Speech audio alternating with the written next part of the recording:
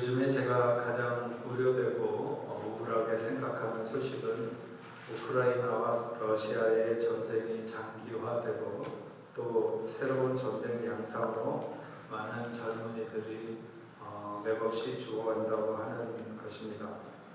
우크라이나와 러시아가 전쟁을 시작한 이래 두 나라의 사상자를 보면 러시아 사상자가 120에서 140만 명 정도 되고 그 중에 사망자는 40만 명 정도 된다고 합니다.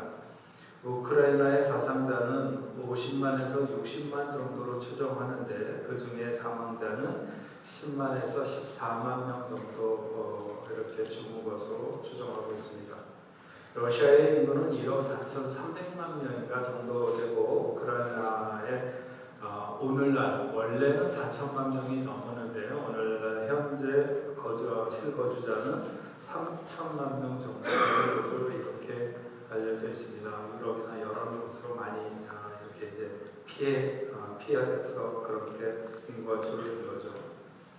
어쨌든 전쟁 양상이 많이 바뀌면서 예전에는 어떤 포병의 타격에 의한 그런 그 전투가 가장 크고 또 전투기를 통한 어떤 전쟁의 영향력을 가졌었습니다. 물론 지금도 이런 포병이나 항공 전투가 여전히 그 위력을 나타내고 있습니다. 하지만 요즘 들리는 소식에 의하면 드론에 AI를 결합해서 최고의 살상 무기로 떠오르고 있다 이렇게 말을 합니다. 모두 확인해 줄 수 있는 정확한 소식은 아닐지도 모르지만 어쨌든 보도에 의하면 러시아군 같은 경우는 매달 징집되는 병사의 수가 2만 7천 명인데 매달 사망자는 3만 7천 명 정도 된다 이렇게 말하기도 합니다. 그렇게 징집되어서 전장에 투입돼서 죽는 데까지 평균 수명이 30분 정도라고 하는 것입니다. 그러니까 들어가자마자 얼마 안 돼서 다 죽는다 이렇게 말할 수 있는 거죠. 그래서 전쟁을 하면서 서로의 대면도 없이 그냥 날아다니는 드론에 의해서 수많은 젊은이들이 죽어간다는 것을 생각을 하면 정말 가만히 있어도 속이 미식거리고 이런 시대 한쪽에서 우리는 아무런 일이 없는 듯 살아가는 것을 어떻게 생각하면 좋을지 몰라서 마음이 굉장히 힘들고 불편합니다. 생각해보면 나라를 빼앗겼다거나 혹은 전쟁을 개시할 수밖에 없는 어떤 당위성들이 양국에 다 있었다 하더라도 죽어가는 젊은이들, 그 양편의 사상자가 200만 명이 넘어가고 그 중에 죽은 병사들은 적게 잡아도 50만 명이 넘고 있습니다. 어느 편 누구의 군사들이든지 그들 한 명 한 명은 모두 어느 집에선가 금쪽같이 귀한 자식들이고 형제들이고 또 이른 나이에 결혼을 해서 자식을 둔 젊은 아버지들이기도 할 것입니다. 그렇게도 첨단 시대를 향해서 나가지 못해 안다라는 현대를 생각을 해보면 수많은 젊은이들은 이제 전자게임에서 손가락 버튼 하나로 화면 속에서 지워져 버리는 점 같은 그런 존재들이 되고 있는 것은 아닌가 이렇게 생각이 듭니다. 지난 7월 14일 프랑스 혁명 기념일에 에펠탑 주변 상공에서 매년 하는 불꽃놀이가 있었습니다.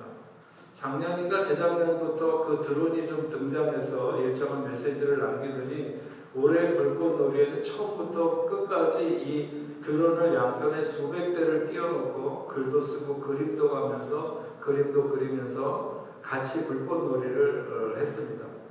그렇게 생활 속으로 깊숙이 들어온 드론이 AI와 결합하면서 넓은 초원에 흩어져 숨은 병사들을 한 명도 남김없이 찾아내 추적해서 사살한다고 하는 것입니다. 우리가 옛날 공상단화에서 우주 어디에선가 지구를 공격해오는 외계인과 전쟁을 벌이는 것 같은 그런 황당한 세상을 우리가 실제로 맞고 있는 것이 분명합니다. 그렇게 전쟁에 죽어간 수많은 젊은이들, 그 누구와 일면식의 관계도 없지만 그들이 만난 벼락 같은 슬픔에 도무지 이 시대를 같이 살아가면서 어떻게 동참해야지 하는 정말 같은 시대를 살아가면서 참 무력하다 하는 생각을 많이 해보게 됩니다. 얼마 전에 제가 광고 드렸는데 프랑스에서 한국까지 평화의 메시지를 전하는 의미를 담고 자동차 여행에 나섰던 정낙석 집사님 가정이 소식을 전해왔습니다. 저한테 소식을 전한 그날 그들은 리투아니아의 십자가의 언덕이라는 곳에서 사진을 찍어서 보내왔습니다. 그 리투아니아의 십자가의 언덕에는 현재 약 20만 개의 십자가가 서 있다고 합니다. 그 언덕의 형성 과정은 몇 가지 이야기가 있지만 1831년 제정 러시아 시대에 러시아 제국에 맞선 폴란드와 리투아니아의 봉기 이후부터 그 언덕에 그렇게 십자가가 세워지기 시작했다고 합니다.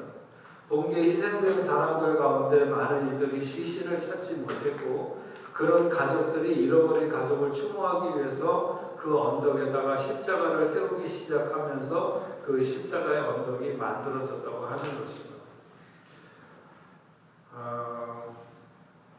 옛소련 시기에 여러 차례 이 언덕을 파괴했다고 합니다. 불도저로 그 십자가들을 밀어버리거나 나무 십자가는 모아서 불태우고 혹은 돌로 된 십자가는 부수거나 매립하고 또 그 언덕 자체의 출입을 막고 통제하고 감시했다고 합니다. 하지만 밤이 되면 주민들은 또다시 그 언덕에 십자가를 세웠다고 하죠. 그래서 그 십자가의 언덕이 평화로운 저항과 자유를 향한 의지를 나타내는 그런 상징처럼 되었다고 하는 것입니다. 1993년도 교황 바오로 2세가 이곳을 방문해서 희망과 평화의 장소라고 언급하기도 했습니다. 오늘날 수없이 죽어가는 러시아의 젊은이들, 언젠가 그 러시아 군인으로 하여금 죽어간 수많은 사람들이 또한 있었던 것이 역사적 사실이죠. 리투아니아 십자가의 언덕은 어쩌면 우리가 좀 더 통전적으로 역사를 이해하라고 하는 기념비적인 언덕인지도 모르겠습니다. 저는 오늘 거미줄 같은 연결망으로 온 세상이 마치 한 곳에 같이 살아가는 가족과 같이 되었고 무엇이 옳고 그른지를 명확하게 알 수 있는 세상에서 자기와 자기 집단을 위해서 젊은 청년들을 전쟁터로 내모는 그래서 청년이 죽고 죽어가는 세대에 무엇으로 우리가 힘을 내고 소망으로 살아야 하는가 하는 것을 오늘 본문을 통해서 잠시 생각해 보려고 하는 것입니다.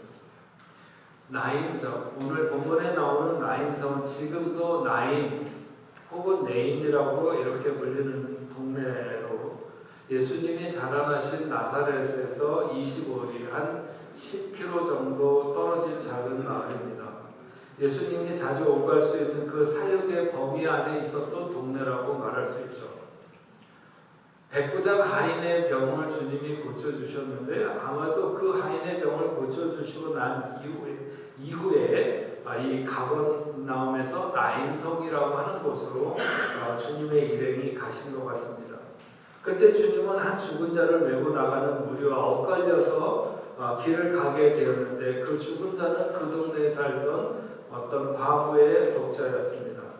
근데 여기서 많은 사람도 함께 그와 함께 그 젊은이를 장례로 지내기 위해서 나오고 있었다 이렇게 기록합니다.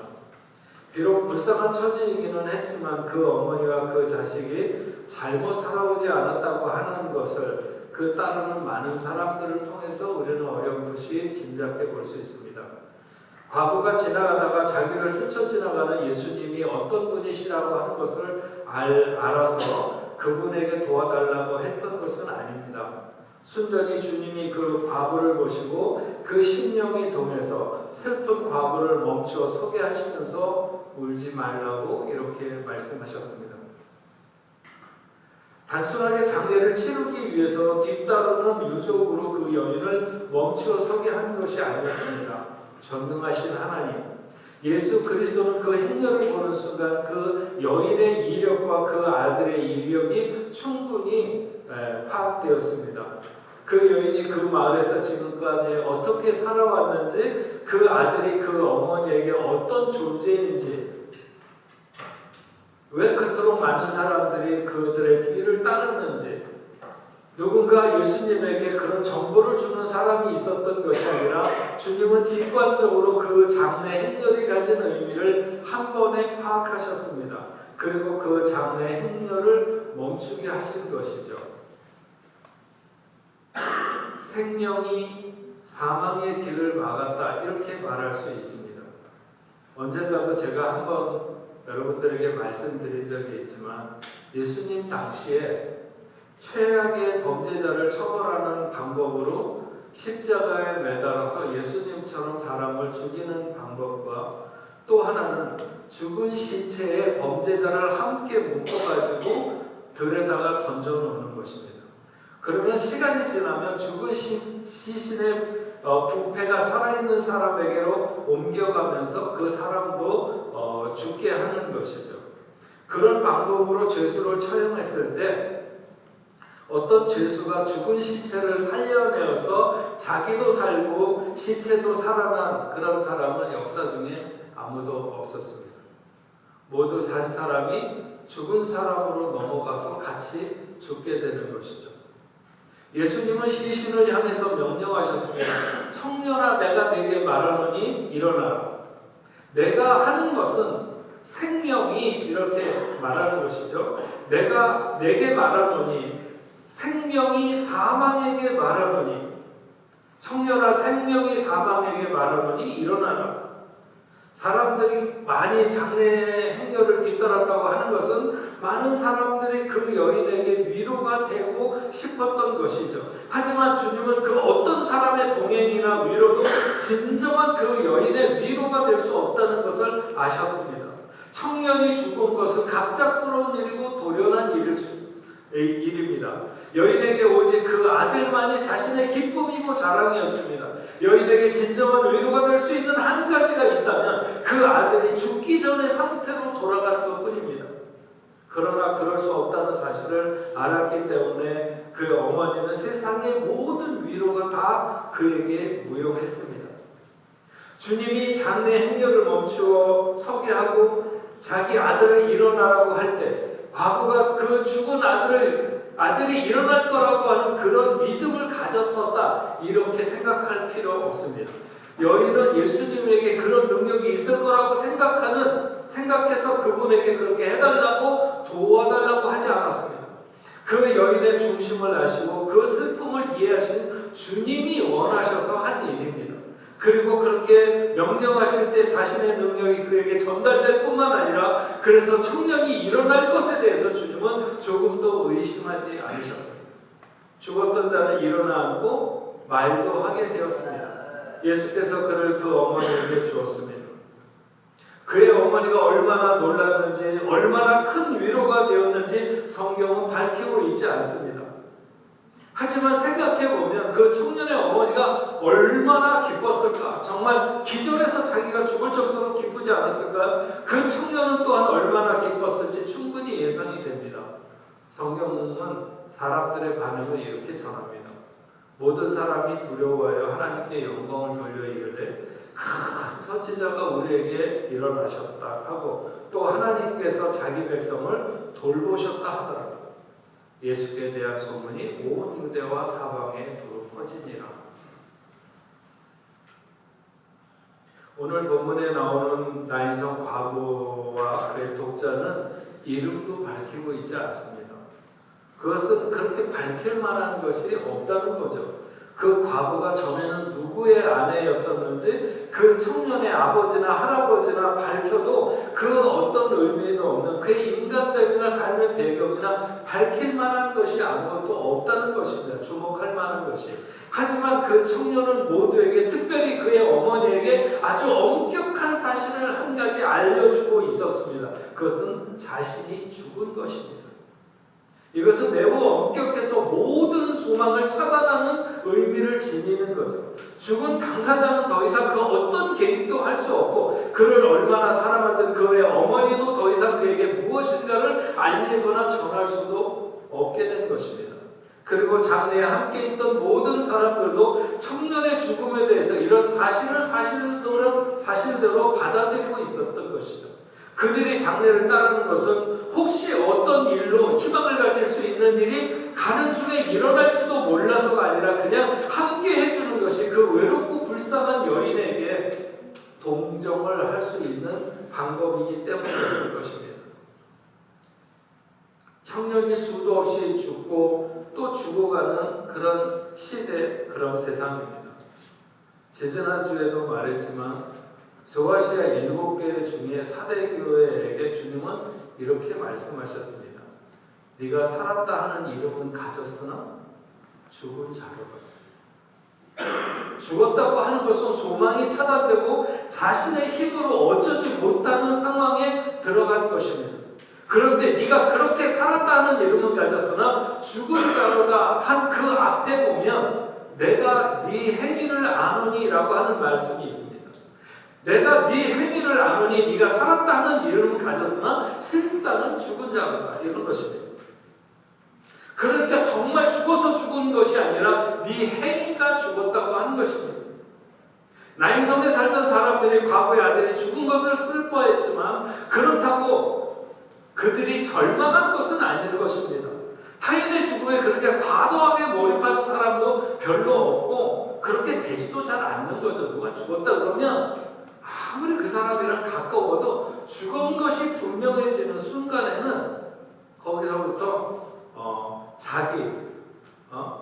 그 사람이 죽음으로 내가 슬픈 거, 내가 안타까운 거, 뭐 내 생각이지 그 사람 때문에 뭐 어떻게 되는 것은 없습니다.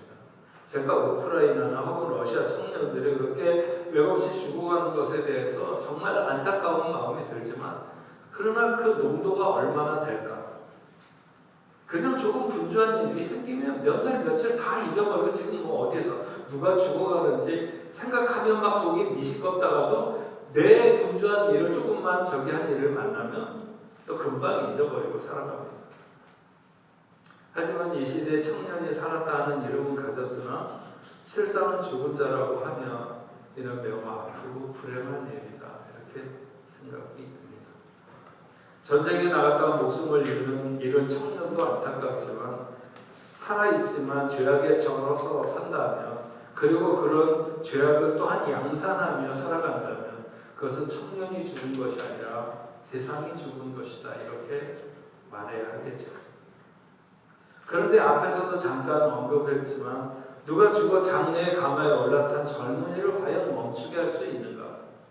누가 무슨 이유로 그를 멈춰 세울 수 있는가? 그 과거의 독자를 메고 나가는 사람들 중에는 아무도 없었고 예수님과 함께 그 나인성을 향해서 가는 예수님의 일행 중에도 아무도 없었습니다. 오직 사망 앞에 복음일 수밖에 없는 생명의 주님만이 그 청년의 현주소를 아시는 거죠. 세상의 사람들은 젊은이들이기 때문에 많은 가능성이 있고 얼마든지 길이 있을 것이라고 생각을 합니다. 하지만 정말 그럴까요? 나인성 과거의 독자가 왜 죽었는지에 대해서는 성경이 밝히고 있지 않습니다.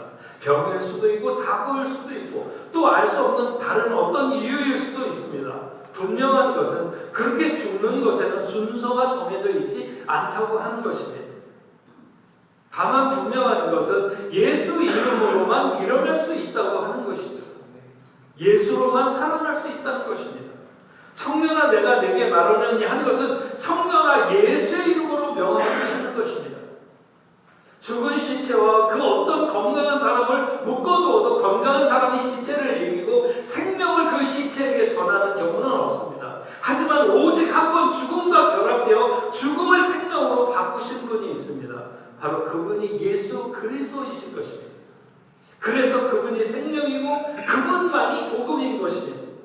죽은 사람은 스스로 일어설 수 없습니다. 예수가 닿을 때 일어설 수 있는 것이고 복음이 들어갈 때 살아날 수 있는 것이죠. 한때 좀 더 젊은 시절, 제가 젊은 시절에 한국의 어떤 교회에서 오라고 했을 때 그때 들어갔어야 하지 않을까 이런 생각을 했던 적이 있고 누가 미국에서 오라고 할 때 그때 갔어야 했던 것이 아닐까. 지난 30년간 우리 교회를 목회하면서 이런 저런 생각들이 들었던 적이 있습니다.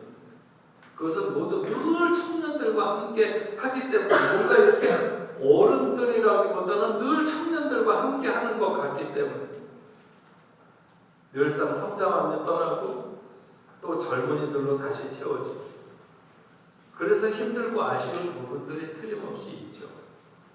근데 한편으로 청년들로 이루어진 교회를 목회한다고 하는 것은 또는 얼마나 감사한 일인가 이런 생각도 물론 더 많이 합니다.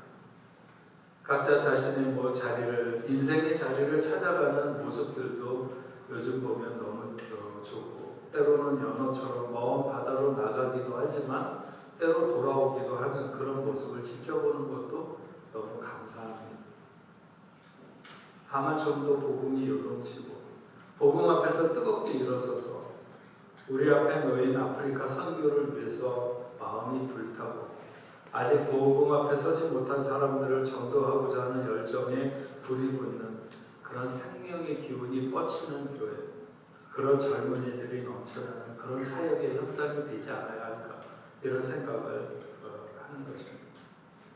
죽은 젊은이를 살려낼 수 있는 유일한 명령은 예수의 명령입니다. 내가 네게 명하니 일어나라. 파리는 이민사회가 아니고 유학사회입니다. 그냥 젊은이들이 잠시 머무는 사회일 수 있습니다.